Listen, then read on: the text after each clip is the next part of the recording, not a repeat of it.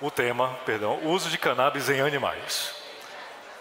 Graduado em Medicina Veterinária e mestre em Ciência Animal e Pastagens pela Universidade Federal do Rio Grande do Sul, doutor em Genética pela Universidade Federal de Pernambuco, professor e pesquisador em endocrinologia, genética veterinária, melhoramento animal e imunologia veterinária na Universidade Federal de Santa Catarina.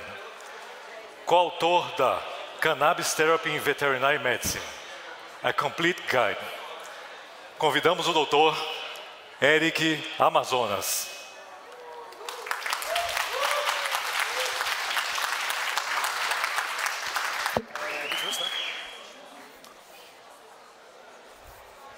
Boa tarde, pessoal. Quase boa noite, talvez. Levanta a mão aí quem é veterinário. Bastante. Fica com a mão quem prescreve. Tá, poucos abaixaram a mão. Eu queria que tivesse um monte de veterinário aqui que não prescrevesse, para entender que é muito simples um veterinário prescrever. Mas, primeiramente, obrigado pela oportunidade. É uma honra estar aqui na primeira edição da Expo Cannabis Brasil, no Brasil, falando pela primeira vez em português, numa Expo Cannabis. Eu estou muito feliz de ter visto isso no nosso país, e eu concordo com o que foi dito agora há pouco. A gente precisa legalizar, descriminalizar, plantar e especialmente também normalizar o uso adulto, medicinal, enfim, e animal não humano também, que é o que eu vou falar um pouquinho hoje, mas não vai ser muito o meu foco realmente na parte da terapêutica, tá? Vocês vão entender o porquê. Eu acho que isso já está meio que consolidado. A nossa classe veterinária fez um papel muito bom nos últimos 5 anos, e assim que a gente tiver o direito de falar abertamente o que a gente está fazendo, o mundo vai entender como é que se trata animal com cannabis. Porque a gente escuta a União Europeia falar isso da gente o tempo inteiro, que o Brasil está ensinando eles, e a gente não está nos dando o direito de fazer esse uso no país, tá? Se tiver alguém aqui do Ministério da Agricultura e Pecuária, vou levantar a mão. Não tem, né? Anvisa? Não tem, né? Tem? Não tem. Tem o GT, tem o Conselho Federal de Medicina Veterinária aqui presente, tá? Porque a gente sabe o que está fazendo. Então, por favor, Ministério da Agricultura, Pecuária e Abastecimento, converse com a gente, porque vocês já mostraram que não sabem o que estou fazendo. A prova foi a mesa redonda agora há pouco, mostrando a lambança que a Anvisa não sabe o que fazer com as flores de cannabis. A gente sabe. Tá, a gente está apresentando ao Brasil como é que faz com o uso da cannabis. Enfim, eu mudei um pouquinho o uso da veterinária, mais para pensar na nossa experiência brasileira hoje. Tá? O que a gente tem hoje? Tá? Primeiro vou me apresentar. Sou Eric Amazonas e estou agora feliz cultivador de maconha numa universidade federal de Santa Catarina. O nosso direito é para uso veterinário exclusivamente, a gente não pode fazer para uso de animais humanos. Porém, eu gosto muito de ressaltar que eu tenho certeza que a juíza não sabe o que é uso veterinário. A que deu o parecer. Ela deve estar pensando, talvez, que era uso terapêutico. Porém, a veterinária tem muito mais coisa do que apenas a terapêutica, que é o que eu quero falar um pouco hoje. E também agradecer a esse camarada aqui, que é quem está tocando todo o cultivo, que é o nosso engenheiro agrônomo lá da UFSC, Gustavo Comim, que eu tenho a sorte de ter. Ele é extremamente dedicado. Se não fosse ele, a gente teria meia planta ou nenhuma planta na UFSC. Beleza. Um pouco de conflito de interesse. Sim, toda a minha fala é voltada para ver a planta livre e nenhuma outra pessoa morta ou presa por uma planta que não mata e nem prende. Tá? A gente só mata com a maconha por ação humana. É um ser humano que mata outro ser humano por causa de uma planta que nunca matou na história do uso da humanidade. A não ser se você é preto o suficiente, pobre o suficiente, ou está no lugar errado, na hora errada, quando passa uma bala que está mirando, a polícia mirando um traficante e acerta uma criança de 5 anos numa Kombi. Tá?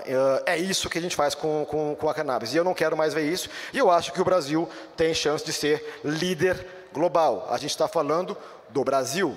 Se vocês conhecem o Brasil, eu não preciso apresentar para vocês o que ele é em termos de potência produtiva agrícola.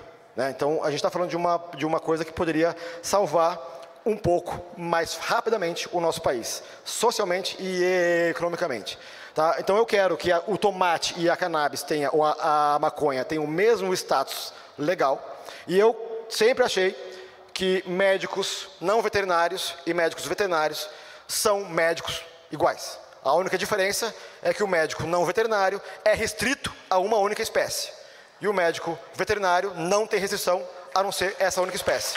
E é um absurdo a gente estar aqui brigando, tendo que ter um GT no Conselho Federal de Medicina Veterinária para que MAPA e Anvisa e quem mais precisar regulamentar nos dê o direito de fazer uma prescrição sem correr o risco de ser enquadrado no artigo 33 da Lei de Drogas sobre a prescrição de um produto proscrito. Tá? Enfim, ou a gente não é médico. Daí, se a gente não for médico, então a gente não pode prescrever mais nada. Tá? Ou é um ou outro. Né? Beleza. O que a gente entendeu como médicos veterinários e cannabis nesse país? Talvez, ao meu ver, ou talvez seja um pouco bairrista, mais rápido que outros países. A gente entendeu que esta planta funciona melhor da forma como a humanidade usou essa planta durante toda a sua história. De que jeito? Use. Usa.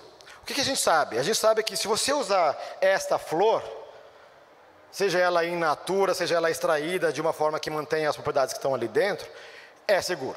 O que a gente aprendeu? Que ao longo do processo, a gente começou a testar alguns análogos sintéticos desses mesmos compostos, canabinoides, idênticos, e começou a matar gente. Maconha nunca matou. Sintéticos começaram a matar. A gente isola os compostos e tem um efeito terapêutico, porém, não tem o mesmo efeito terapêutico do que a gente chama de espectro completo, ou tudo que a planta tem para oferecer dentro das suas resinas, tá, que não vou entrar em detalhes agora, mas os canabinoides, terpenos e flavonoides. Outra coisa que a gente entende, e aí vem uma coisa da categoria médica veterinária, que é muito maior do que a médica não veterinária, é o conceito de saúde única. Levanta a mão quem sabe o que é isso. Um monte de gente não sabe. Saúde única significa que a minha saúde depende da saúde do ambiente, correto? Bora encher isso aqui de gás de butano. A gente não respira e morre. Tá, então, a nossa saúde vai ser afetada na hora do ambiente. E também da saúde animal. E a saúde única apenas nos faz pensar que, nos obriga a pensar que a saúde animal, humana e ambiental são indissociáveis. Ou seja, se você trabalha como médico, não veterinário, ou na área da saúde humana, e não se importa ou não está olhando para a saúde ambiental e saúde animal, você não está fazendo saúde única e, na verdade, não está fazendo saúde. Que só existe esse tipo de saúde. Tá? A gente tem que lembrar que só, até onde eu sei também, tá? Posso estar errado, mas só tem esse planeta para essas pessoas viverem. E é neste planeta que vocês todos e eu também vivo. Então, tudo que eu faço aqui afeta esse planeta me afeta, óbvio. Tá? É meio que lógico, mas enfim, é a gente lembrar o básico do básico, que está tudo envolvido. Esse pensamento que está tudo envolvido também nos faz geralmente, na veterinária, uma visão mais geral de um animal. Na medicina humana, ou não veterinária, é muito comum você ter um profissional que só saiba sobre o problema que você tem nessa dobrinha aqui do cérebro. E aqui embaixo não sabe nada. Não é isso? Bom, não sei se é bem assim, mas é assim que eles prescrevem, pelo menos.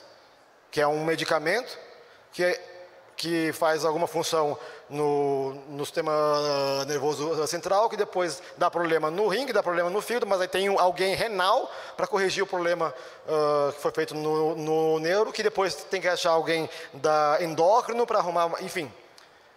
Mas ninguém se conversa. Ou se conversam, no meu entendimento, não estão respeitando o paciente. Porque você entupir ele de produtos que causam danos ou causar danos por ação medicamentosa, e em 2023, ou é ignorância ou é má fé, honestamente.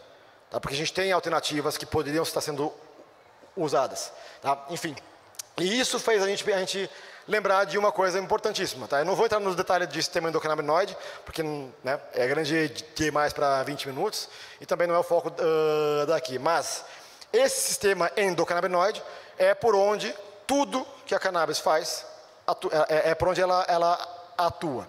E esse sistema, recentemente descoberto há 40 anos, só faz uma coisa. Só regula um troço chamado homeostasia, que é a definição do estado em que a célula está em perfeito funcionamento. Ponto. Se a célula está em perfeito funcionamento, ela está doente ou saudável? É uma pergunta agora, tá? Doente ou saudável? Saudável, certo? Porque é mutuamente excludente essas coisas. Se você mantém a homeostasia, a célula está saudável. Se a célula está saudável, o tecido está saudável. Se os tecidos estão saudáveis, o corpo está saudável. E é aí que entra a terapia cannabinoide. Não adianta querer usar apenas uma coisa para tentar mexer em todo o mecanismo celular das células. Tá? E é aí que entra a parte fácil da cannabis. Quem era veterinário aqui quem é veterinário e nunca ouviu falar em sistema endocannabinoide antes? Todo mundo, beleza, ótimo. Quem nunca ouviu, enfim, é apenas a questão, eu acho que na real nem existe de fato o sistema endocannabinoide. Tá? O que existe é a biologia celular. Se a gente parar para olhar tudo que é proteína G e outros tipos de receptores, vai tudo se encaixar no que a gente chama de tal de endocannabinoidoma, que é o grande sistema endocannabinoide, que é meio que lógico. Se você precisa regular milhares de vias celulares ao mesmo tempo, você precisa acionar milhares de formas ou atores ao mesmo tempo. Então, tudo que o sistema faz é controlar a biologia celular para chegar na homeostase. Se você faz isso, você devolve a condição de saúde do paciente. E aí que entra o importante, né, que é cada animal vai dizer a sua dose. Isso funciona para animais e animais não humanos. Aliás, humanos e animais não humanos. Essa coisa que a gente está viciado em me diga qual é a miligramagem por quilo que eu preciso ter por animal, ou por paciente, que vem também da humana. Honestamente, eu acho que não vai funcionar com a cannabis. Eu acho que é burrice a gente querer estipular que para um tratamento de uma enfermidade X, a dose é essa. Não, a dose é essa para esse animal X. É o animal que vai dizer, e talvez o animal X no tempo Y. Talvez no tempo Z é uma outra dose, do mesmo animal. Tá? Porque as mulheres sabem disso melhor que eu, vocês não são a mesma pessoa todos os dias. Vocês têm variações mensais, pelo menos, que entra em quinzenais ou semanais. Tá? Talvez a gente, homem, é burro demais para entender isso, talvez seja por isso que a gente tenha o mundo como é. Mas ninguém é igual de um dia para o outro. Certo? E então, o animal é diferente, a situação é diferente, a tua conduta pode ser diferente. Tá? Mas, então, no fim, quem vai dizer é os animais. Só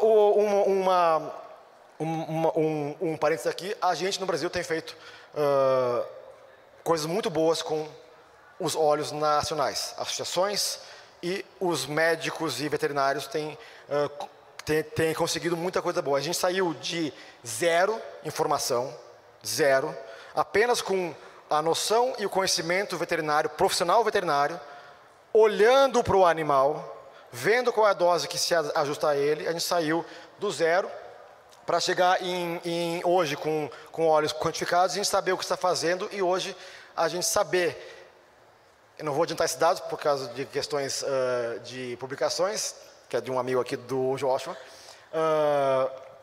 mas a gente chegou em saber que a gente fez coisas completamente diferentes do que a literatura fala, do que eu falo em literatura, baseado em estudos de fora do país, e eu não vou listar aqui a quantidade de enfermidades, né, senão eu ia parecer aquele final do Ministério da Saúde adverte, né, para chegar até aqui, mas enfim, eu vejo a cannabis como um potencial medicamento de fundo de doenças. Pode não ser a tua primeira, ou o que você vai fazer para tentar curar o animal de alguma enfermidade, ou tratar aquela enfermidade diretamente, mas se você incluir a cannabis como um medicamento de fundo para melhorar a função da célula, para que qualquer outra terapia que você esteja fazendo funcione melhor, ótimo. Tá? Então, a nossa experiência sempre foi completa, a gente sempre teve uma galera, tem muito mais gente aí para citar. E agora, a partir de agora, a gente está começando a botar luz e ciência no que a gente fazia de forma sensível, pela sensibilidade. Tem duas pesquisas só que vou citar aqui rapidão. Uma delas está iniciando, mas já essa queda aqui é a quantidade de células de tumor viáveis usando THC ou usando CBD. Não preciso falar muita coisa, né? E aqui, meus camaradas, é uma pesquisa do João Lourenço, que está ali atrás, que a gente testou o uso, ele testou no caso, né? O uso de CBD pré-anestésico e ele viu que reduziu em 1/4 o volume ou a quantidade de miligramas por quilo de Propofol, que é o anestésico, para induzir a anestesia. Isso se traduz em quê? Segurança para o paciente e economia para toda a rotina hospitalar, enfim, né, para o produtor. Mas principalmente segurança para o paciente. Quanto menos dose de uma coisa que é letal. Para você ter uma ideia, só para quem não é veterinário, Propofol é a mesma droga que a gente, na medicina veterinária, usa para matar animal. Tá? Que é outra coisa que me deixa puto. Desculpa a palavra. Mas eu posso legalmente matar um animal, mas não posso salvar os 2 gatos que estão ali, não conseguem caminhar. Eu posso matar eles. Eu sou legalmente autorizado a eutanasiar esse animal, com uma dose alta de Propofol. Mas se eu chegar lá e der cannabis, eu posso ser considerado traficante. E isso é uma estupidez absurda. Tá? Mas, enfim, essa é a droga que a gente usa tanto para anestesia, quanto para trazer ele levar ele para o outro lado sem trazer ele de volta. Quanto menos você usa, melhor. Aqui algumas outras pesquisas, tá? E eu acho que a gente tem que agora começar a focar em uma outra linha, que é a linha dos outros animais esquecidos na veterinária, tá?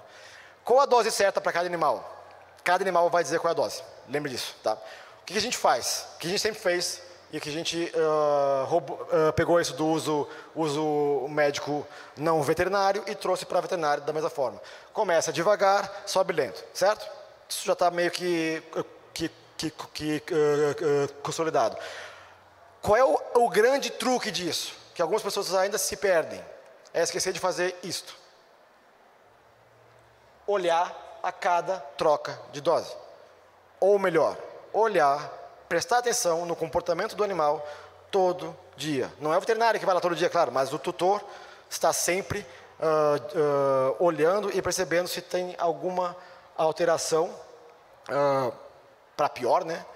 Ou simplesmente mantendo, apreciando, vendo aquelas pequenas melhoras que podem acontecer. Se a gente mantiver olho vivo, isso aqui funciona maravilhosamente bem.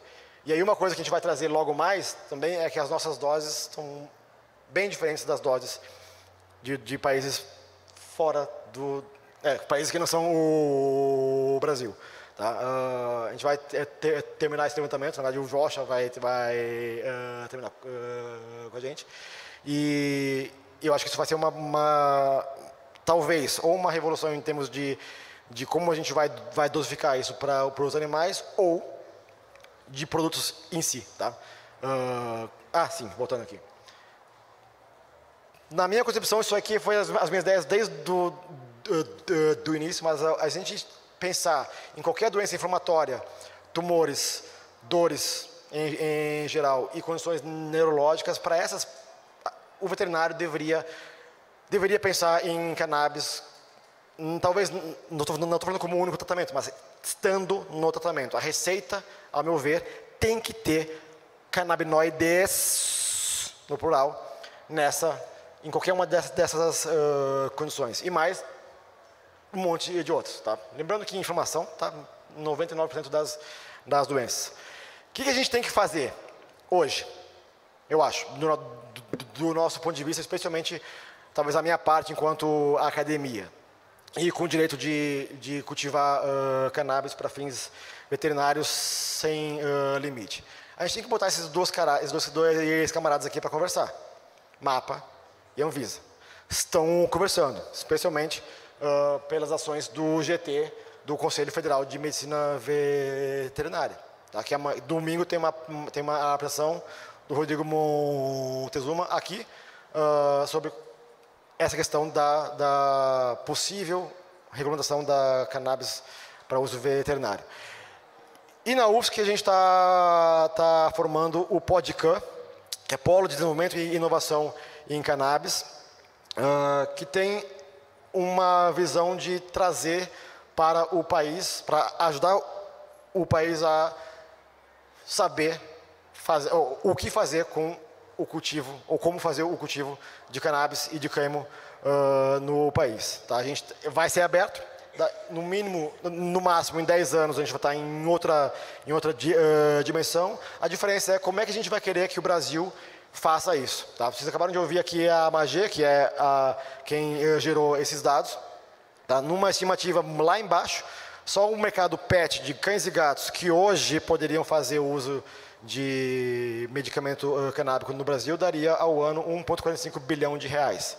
E esse número está muito subestimado porque ele fez um corte. Qual foi esse corte? Somente os animais que que são domiciliados, né, e cujos tutores levam esses animais pelo menos 4 vezes por ano ao veterinário. Levanta a mão quem tem animal em casa. Mantenha a mão quem leva o animal pelo menos 4 vezes no veterinário por ano, sem falhar.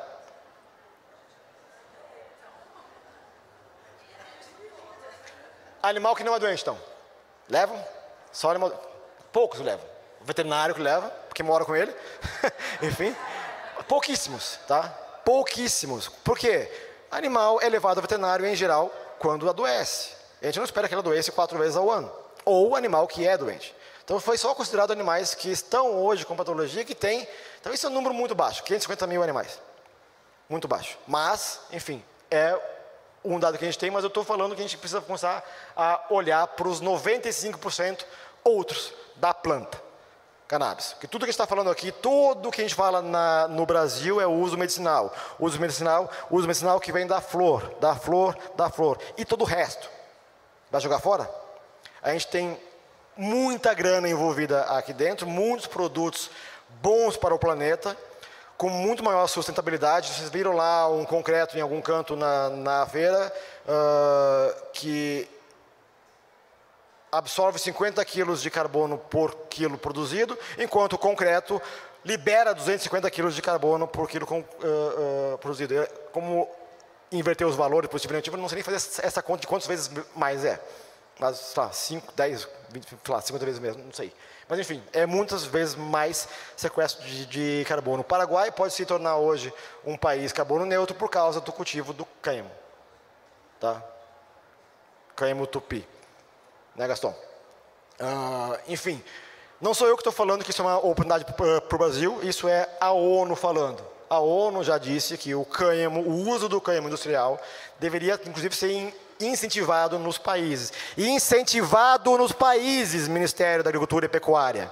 Tá? Deveria ser. O cânhamo não deveria ser nem produto de regulação. O cânhamo.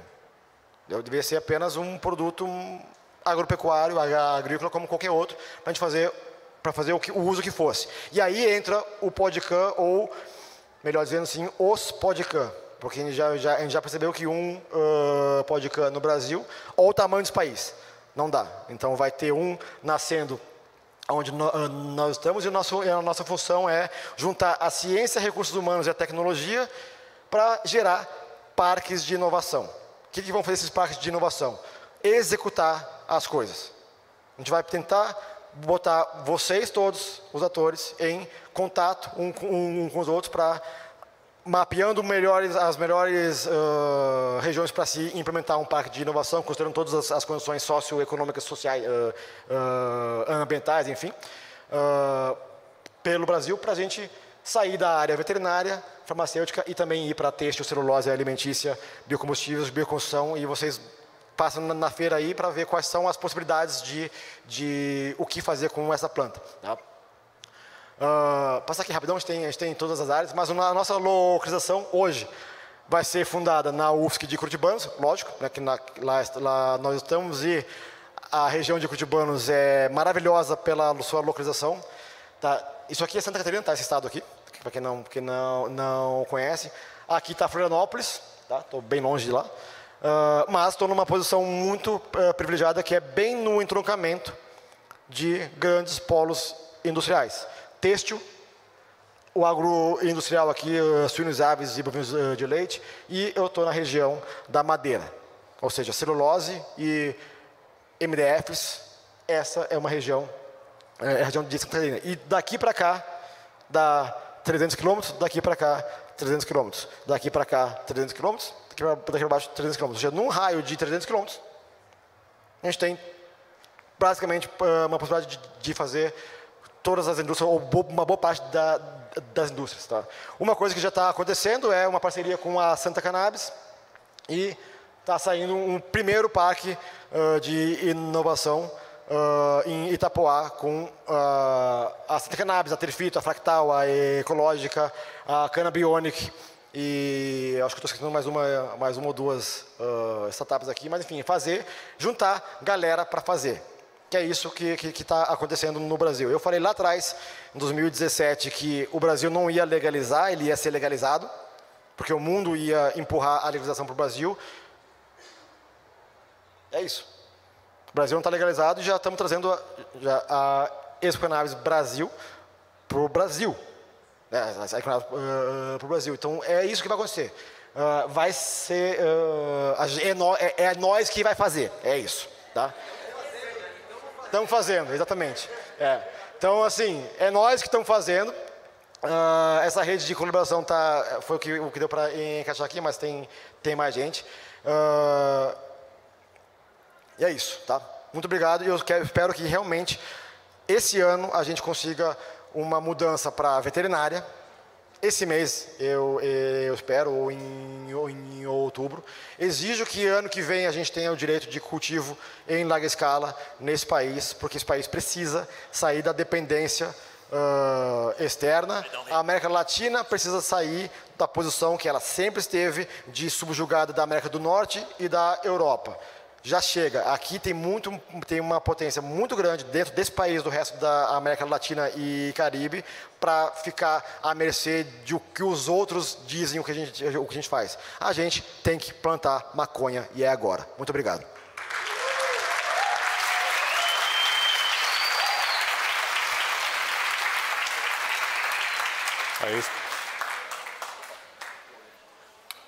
A Expo Cannabis agradece o Eric Amazonas.